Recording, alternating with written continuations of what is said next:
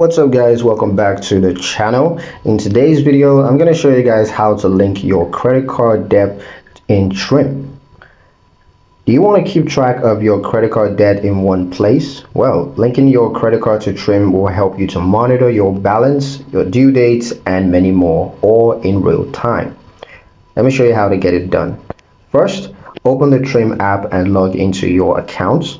Then from the home screen, you're going to tap on the debt or credit card section. This is going to take you to a page where you can manage all of your debt. Now tap the add credit card or link new card button. You're going to be prompted to enter your credit card information. Trim will ask for details like card number, expiration date, and security code to securely link the card.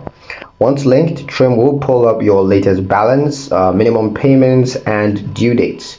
You'll also see a breakdown of any interest rates or fees that are associated with the account.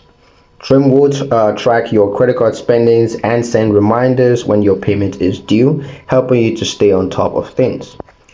If you have multiple cards, simply repeat the process for each one. You can see them all in the debt section, making it easy to compare balances and plan your payments.